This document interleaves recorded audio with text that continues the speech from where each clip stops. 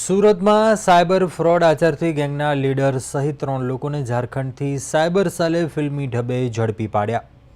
Fraudster લોકોના મોબાઈલમાં આરટીઓની file download કરાવીને સાયબર ફ્રોડ આચરતા હતા. સુરતમાં સાયબર ફ્રોડનો ભોગ બનેલ વૃદ્ધે સાયબર સેલમાં ફરિયાદ નોંધાવી હતી. જો કે પકડાયેલ ગેંગે ફોનમાંથી સમગ્ર ડેટા ડિલીટ કરી દીધા હતા, જેથી પોલીસને મૂળ સુધી પહોંચવામાં મુશ્કેલી આવી હતી. આખરે જહેમત બાદ સાયબર સેલે ગેંગને ઝડપી પાડી હતી.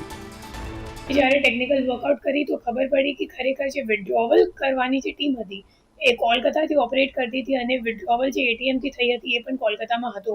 તો આપણી અહીંયાથી વાયસ ગામેના નેતૃત્વમાં એક ટીમ કોલકાતા જઈને ત્યાંથી 2 આરોપીઓને ઝડપી પાડી હતી. બંનેનું નામ, એકનું નામ છે અસલમ અંસારી અને બીજુનું નામ છે લાઈક નફીસ.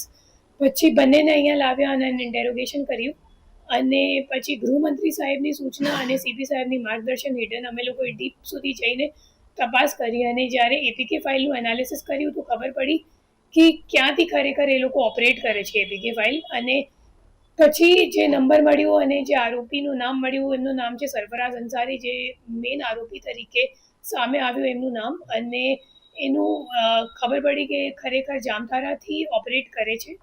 તો દિવસે ને દિવસે સતત જે રીતે સાયબરનું ફ્રોડ છે તે વધી રહ્યું છે, ત્યારે વધુ એક કિસ્સો સુરતમાંથી સામે આવ્યો છે અને જેમાં જામતારાની ગેંગ છે તેમના દ્વારા સાયબર ફ્રોડ કરવામાં આવ્યું હતું.